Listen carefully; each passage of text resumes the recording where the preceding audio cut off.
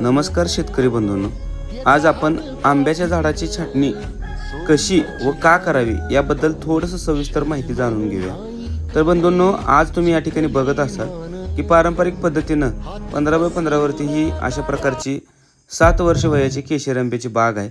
या वर्षी या झाडाला सरासरी 50 ते 80 किलो याप्रमाणे झाडाला प्रति प्लांट या किलोने ॲव्हरेज निघालेला आहे। तर मित्रांनो, आतमधल्या अंतर्भागातल्या अशा प्रकारच्या मोठ्या फांद्या आपल्याला आतमध्ये सूर्यप्रकाश पडतील।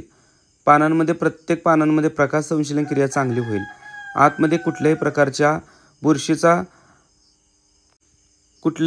प्रादुर्भाव होऊ नये आणि आहे त्या फांद्यांवरतीच विरळणी केल्यानंतर राहिलेल्या फांद्या चांगल्या स्ट्रॉंग आणि मजबूत व्हाव्या होत्या याचीच काळजी घ्यायची।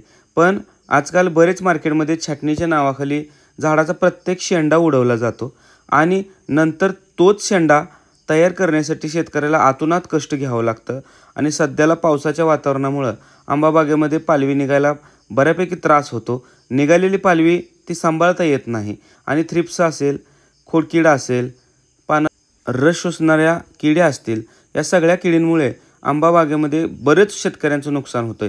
तर मित्रांनो, छाटणी करताना फक्त आतमधल्या अंतर्भागातल्या काड्या, वाळलेल्या फांद्या, एकमेकात घुसलेल्या फांद्या आणि फक्त एखादा शेंडा जर आपण वरून कट केला तर त्या ठिकाणी चांगल्या प्रकारचं आतमधून असं सुटसुटीत झाड आपल्याला छाटणी आणि विरळणीच्या माध्यमातून करायचं आहे।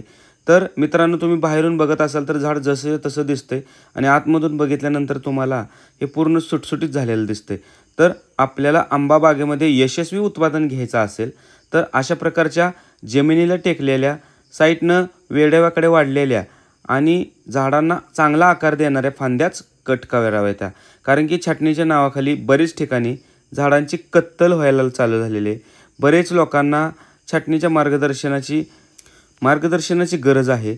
काही ठिकाणी उगाचच कुठल्याही फांद्या कट केल्या जातात आणि त्याला उत्पादनामध्ये घट आली की पुढच्या वर्षी वातावरणाचं निमित्त सांगितलं जातं। मित्रांनो, तर तज्ज्ञांच्या मार्गदर्शनाखाली, जुन्या व नव्या आंबा बागायतदारांच्या सल्ल्याच्या मार्गदर्शनाखाली आणि या ठिकाणी आपण आंबा बागेमध्ये वेगवेगळ्या पद्धतीनं छाटणीचा कन्सेप्ट राबवतो। जसं की मे महिन्यामध्ये वेगळी, जून महिन्यामध्ये वेगळी, जुलै महिन्यामध्ये वेगळी। कारण की आज प्रत्येक बागा छाटणी करण्यासाठी तेवढा वेळ, तेवढा काळ या तज्ज्ञांच्या टीममार्फत होतो। तर त्या प्रत्येक बागायतदारांच्या पाशी पोचण्यासाठी थोडासा वेळ लागतो। त्यामुळे प्रत्येक छाटणीचा कन्सेप्ट हा वेळच्या वेळी बदलला पाहिजे मित्रांनो। तर आतमध्ये बघा, अशा प्रकारची जर फांदी आपण कट केली तर वरून सूर्यप्रकाश चांगल्या प्रकारचा येतो, पण कात्रीच्या सहाय्यानं निघालेल्या सगळ्या फांद्या कट केल्या जातात आणि त्याला छाटणी हा नाव दिले जातं मित्रांनो।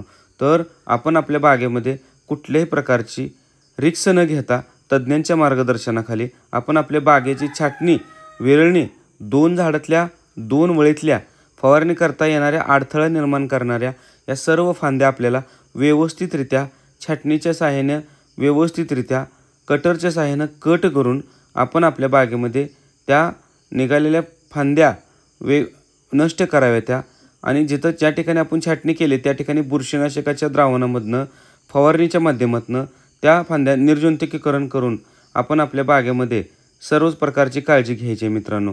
तर अशाच प्रकारचे आपल्या बागेमध्ये आंब्यामध्ये समस्या असतील तर आपल्या चॅनलला फॉलो करा आणि इथून पुढं वेगवेगळ्या माध्यमातून, प्रसार माध्यमातून, यूट्यूबच्या चॅनलच्या माध्यमातून किंवा इंस्टाच्या चॅनलच्या माध्यमातून आपण अवश्य भेटूया। धन्यवाद।